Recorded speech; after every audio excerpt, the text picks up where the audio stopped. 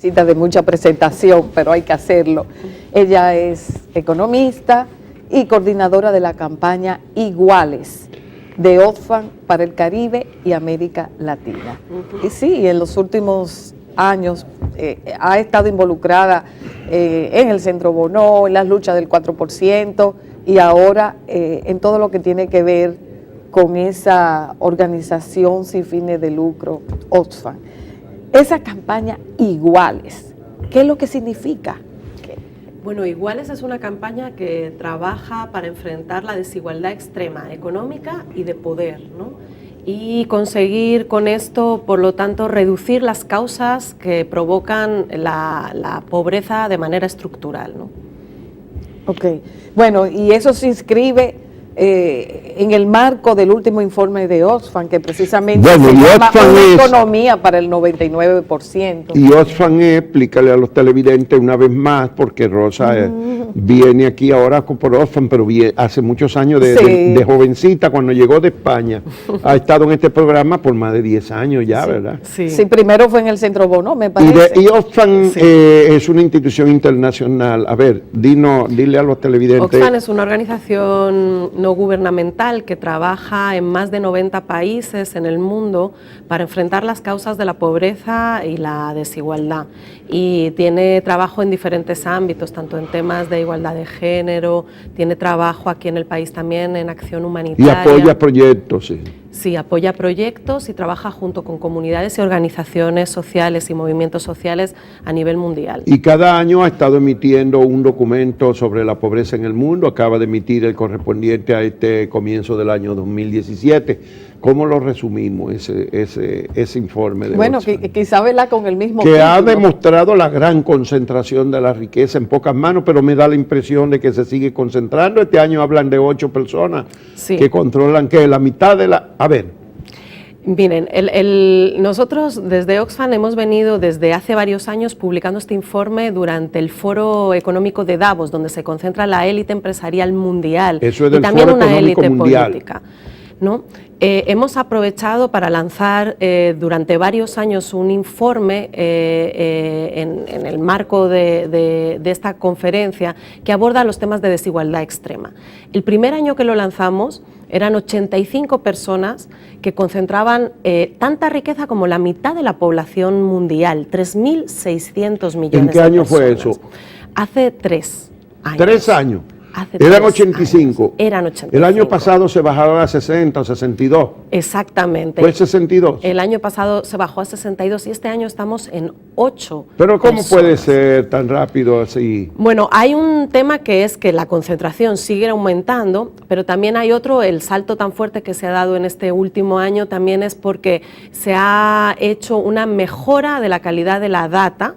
Y si bien nos llamaron muy exagerados, cuando lanzamos el primer año que lanzamos el dato, dijeron, bueno, Oxfam exagera.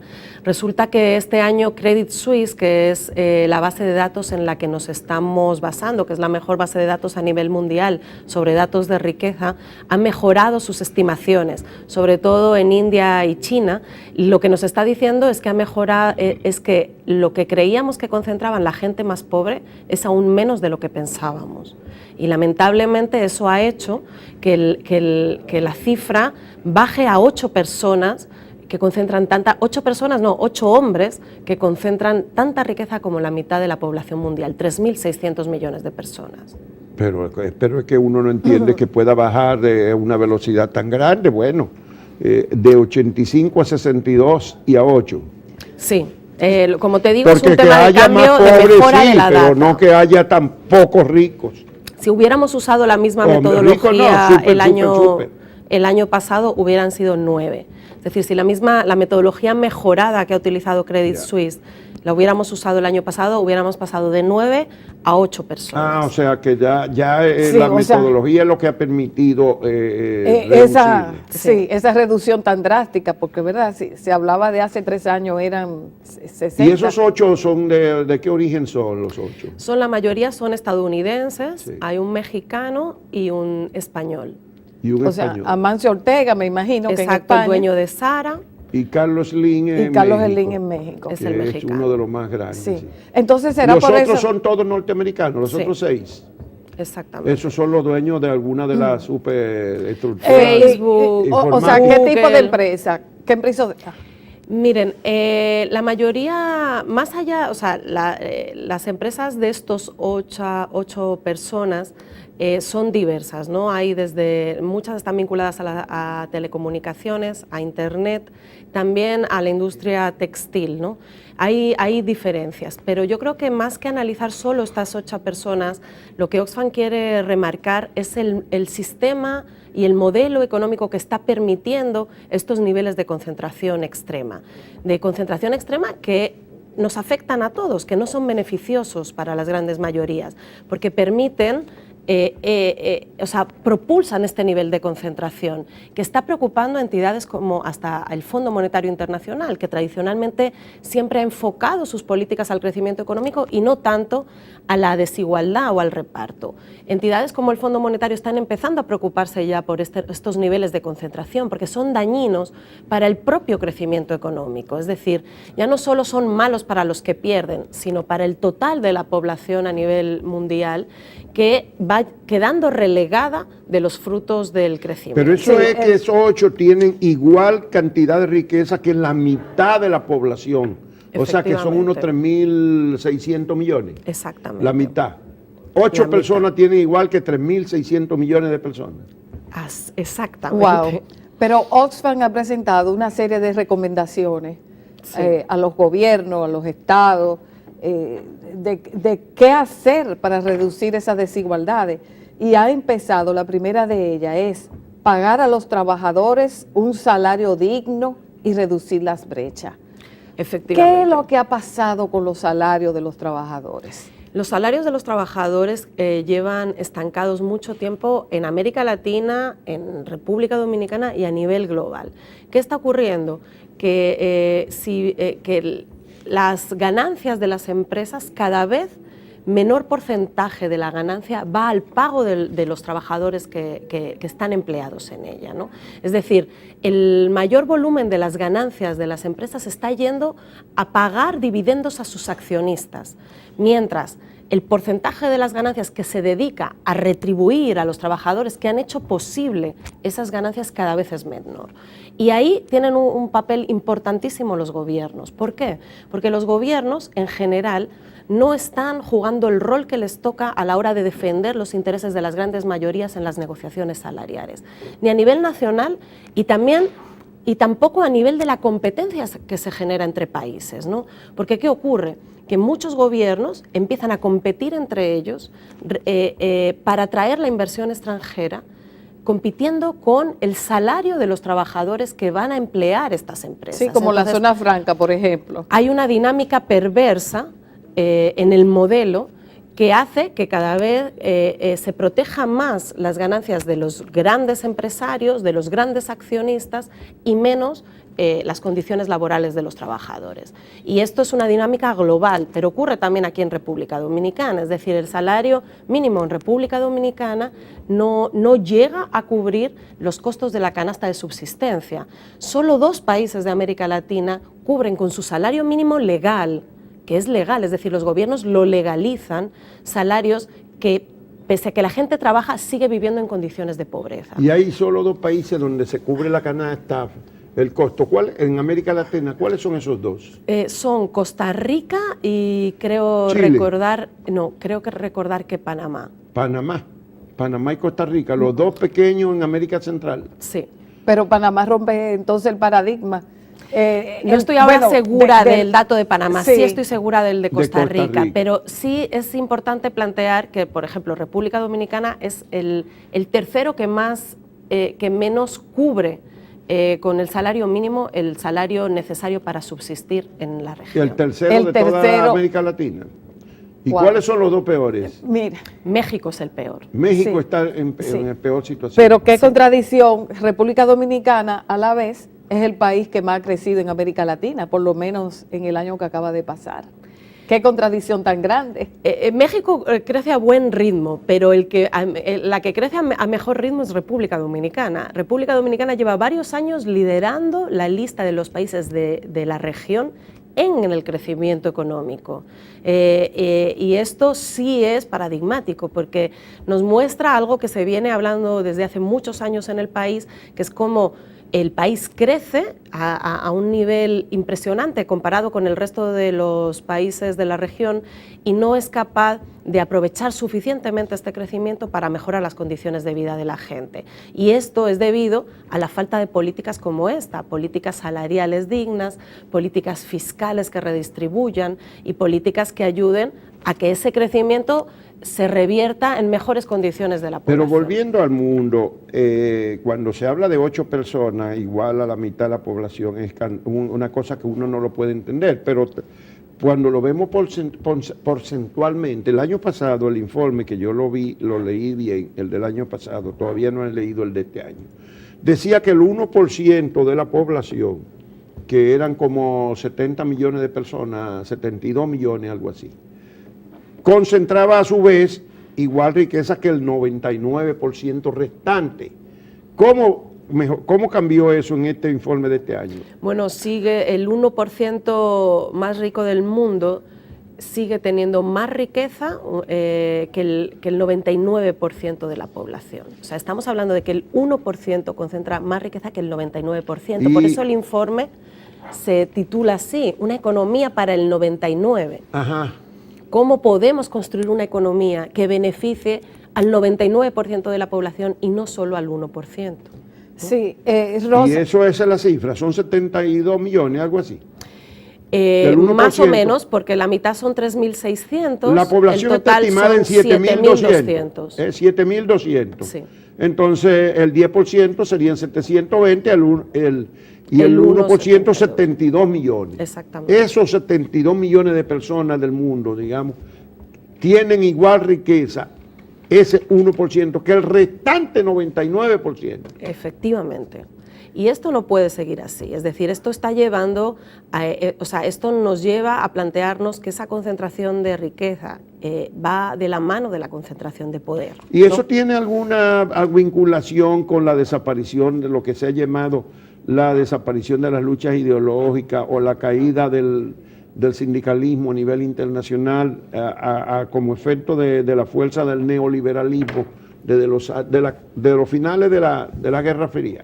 Sí, efectivamente, por ejemplo, con el tema de las reivindicaciones salariales, es evidente que el poder de negociación colectiva que tenían los sindicatos anteriormente se ha perdido, ¿no? Y es una de las líneas que analiza el informe, cómo la individualización de las negociaciones salariales está dañando fuertemente la capacidad que tienen los sectores de los trabajadores para negociar con sus patronos, ¿no? Y esto está llevando a una bajada de los salarios a nivel global, ¿no? Con respecto a las ganancias que tienen las empresas. Y hay complicidad de los estados que reducen las políticas salariales, sociales y al mismo tiempo se hacen cómplices de la violación a la libertad de organización sindical. Efectivamente, es decir, hay una complicidad, es decir, desde los sistemas públicos se ha dejado de dar el peso que deberían tener y el apoyo que deberían tener las organizaciones de los trabajadores. También es cierto que en América Latina la representación sindical, y sobre todo en Centroamérica y el Caribe, es casi nula, ¿no? O sea, hay muy poca población representada por las organizaciones sindicales, porque gran parte del empleo es informal y por lo tanto tienen muy poco peso en las negociaciones, ¿no? Y a diferencia de Argentina, Chile u otros países con mayor tradición de trabajo formal. Sí, el informe resalta de que los estados están gobernando para las élites. Entonces, esto tiene mucho que ver, bueno, con eso que acaba de plantear Juan. Pero ¿cómo la perspectiva de romper con ese modelo? ¿Qué hacer? Bueno, la receta en políticas públicas es muy clara, pero yo creo que la discusión sobre la desigualdad es esencialmente política, ¿no? Porque ya sabemos lo que hay que hacer, la receta está clara, hay que pagar mejores salarios, hay que tener impuestos que redistribuyan más, que hagan pagar más a los que más tienen, hay que impulsar que las ganancias se redistribuyan mejor dentro de las empresas, hay que tener políticas que impulsen la igualdad de género. Eso está muy claro, no hay que volver a repetirlo. El problema es la lucha política, es decir, cómo se consigue que los gobiernos representen los intereses de las grandes mayorías y dejen de tener una articulación tan fuerte con las élites económicas para seguir propulsando un modelo que los beneficia solo a esa élite política y a esa élite económica. Por lo tanto, los sistemas políticos y la participación política de la ciudadanía es central. Las movilizaciones en las calles, la utilización del voto como en base a tus propios intereses, a tus intereses reales y no vinculado a un favor, ¿no? Entonces, eso es central, es decir, la discusión sobre la desigualdad es política, es una discusión de conflicto de intereses que en los sistemas democráticos deberían poner sobre la mesa. Es decir, un sistema democrático debería facilitar que los conflictos de intereses se visibilicen y se discutan y garantizar que la resolución final que se tome beneficie a las grandes mayorías. Y eso no está ocurriendo ni en América Latina ni a nivel global. Y en cuanto a los monopolios, por ejemplo, que ustedes lo evalúan. Ese es un gran tema. Es decir, la mitad de los multimillonarios que aparecen en la lista de Forbes tienen riquezas que son o heredadas, es decir, que son familias que llevan durante décadas acumulando grandes volúmenes de riqueza, o también están vinculadas a sectores muy vinculados a la corrupción, al nepotismo, o que facilitan la corrupción en el nepotismo. Por ejemplo, uno de ellos es el sector bancario, otro de ellos también muy fuerte en la región es la construcción, ¿no? Y no tengo que evidenciar, o sea, tenemos el caso de Odebrecht, es un caso claro de lo que estamos llamando la atención dentro de este informe, cómo una élite empresarial es capaz de articularse con una élite política para usar lo que debería ser de todos y satisfacer los derechos de las grandes mayorías para un beneficio personal, o bien de la empresa o de diferentes personas dentro de un gobierno, ¿no? Y es un proceso regional, o sea, vemos claramente de lo que estamos hablando, ¿no? De cómo estas élites tienen también gran poder de influencia en la definición de políticas públicas y en el uso de los recursos. Y es que no hay un círculo vicioso, Rosa Cañete, porque esos poderes económicos, en la medida en que concentran la riqueza, concentran el poder de decidir quiénes son los gobernantes, quiénes son los funcionarios, condicionan a los funcionarios y los gobernantes en función de sus intereses. No esa es la realidad. Efectivamente, esa es la realidad y eso es a lo que estamos llamando. Es difícil de romper eso. Es difícil de romper, pero no es imposible, ¿no? Hemos visto ejemplos, tanto en el sector privado, de empresas que están utilizando otros modelos de negocio en los que reparten más y les sigue yendo bien, ¿no? Y también hemos visto procesos políticos en los que vemos cómo la población acaba empujando a un cambio en el sistema de poder y un cambio en el sistema político. Estamos viendo cambios de todo tipo. A veces son cambios que llevan a políticas, a impulsar nuevos políticos del lado de las izquierdas, como hemos visto en España o hemos visto en Grecia, pero también deberíamos decir que, por ejemplo, la subida de Trump también responde a esta misma dinámica, es decir, cómo la élite política tradicional no es capaz de responder a las grandes mayorías y se buscan salidas muy a menudo que nos sorprenden, bueno, pero que Rosa, traen a la hubo política una salida durante el no último siglo y contribuyó mucho a establecer cierto estado de bienestar y a mantener cierta estabilidad. La misma lucha entre capitalismo y socialismo obligó al capitalismo a hacer concesiones y a suavizar, a hacer menos salvaje el capitalismo. En la medida en que desapareció la amenaza del socialismo, se hizo más salvaje el capitalismo. Es el razonamiento. Pero durante un siglo hubo una salida, que fue la migración masiva. Por ejemplo, los dominicanos mandamos más de 2 millones de personas hacia Estados Unidos y Europa. Y así por el estilo. Todos los países pobres desalojaron un poco sus presiones sobre la pobreza, enviando una cantidad de gente fuera, hacia el mundo desarrollado. Pero resulta que ahora se han cerrado las fronteras de inmigración ¿Qué va a pasar? ¿Es sostenible el mundo con esos números que Oxfam presenta? No, o sea, el mundo es absolutamente insostenible, o sea, este modelo es insostenible política y económicamente. Es a lo que estamos haciendo un llamado. No es un llamado a atacar a los grandes ricos, es un llamado a decir esto no puede seguir así. Es decir, la crisis económica, por ejemplo, ha golpeado a las grandes economías del mundo y estamos viendo que la respuesta que se está obteniendo es un cierre migratorio, por ejemplo, en Estados Unidos, o el Brexit, o la Europa, o la salida de Inglaterra de la Unión Europea, es también una respuesta a una población que se siente golpeada por una crisis y a un sistema político que no es capaz de protegerla de esas crisis. Lamentablemente, este tipo de salidas no van a solucionar al modelo, son soluciones muy parciales y muy cortoplacistas desde mi punto de vista, y deberíamos buscar soluciones globales que garanticen que se genera una economía más estable y más redistribuida a nivel mundial, ¿no? Y gobiernos, por supuesto, que defiendan los intereses de la población. Y no hay un hilo conductor que va por ahí porque genera a su vez en las poblaciones de muchos países resentimiento con los inmigrantes porque se le hace creer que la culpa de su disminución en la participación de la riqueza es por los inmigrantes, y a su vez esto genera odios y discriminaciones, y a su vez eso va generando terrorismo y violencia. ¿No hay un hilo conductor en todo eso? Por supuesto que hay un hilo conductor entre todo esto, y son salidas discursivas bastante dañinas, ¿no? Porque también es muy importante entender que las políticas públicas que benefician a la población de menores ingresos, y entre ellas están los migrantes, son políticas que ayudan a nivelar y a contener, digamos, los estallidos políticos que hemos estado viviendo en los últimos años, ¿no? O sea, la necesidad de una mayor redistribución de los frutos del desarrollo, y ahí incluye también a la población migrante que hay en cada uno de los países, ayuda a la estabilización de las economías y de los sistemas políticos.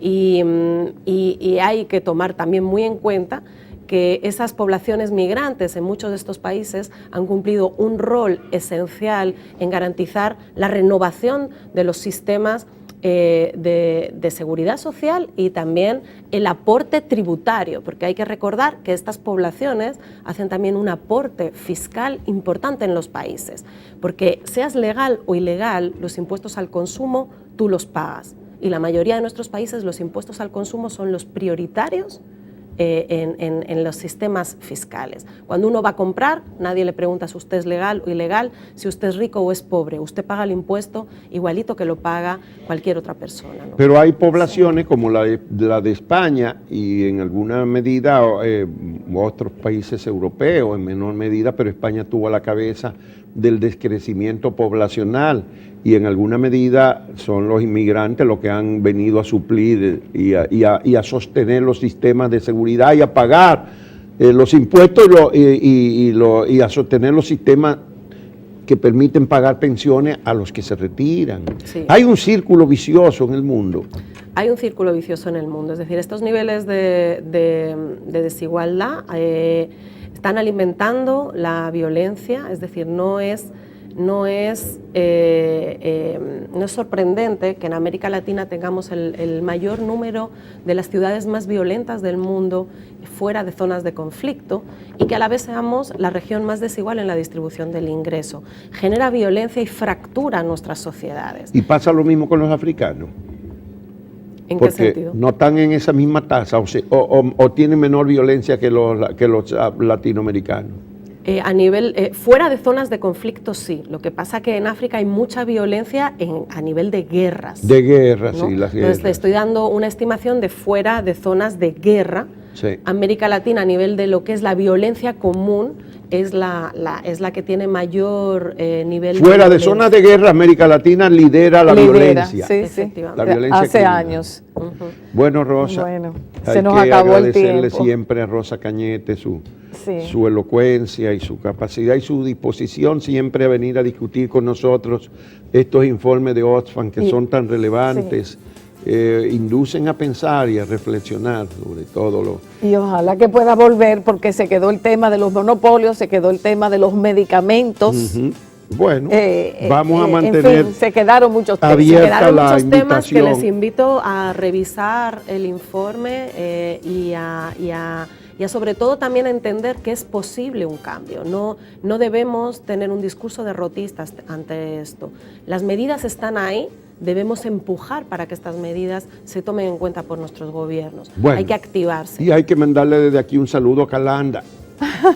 Calanda es la hija de Rosa, que acaba de cumplir 5 años, nació aquí. Rosa es de origen español, como todos ustedes pueden advertir.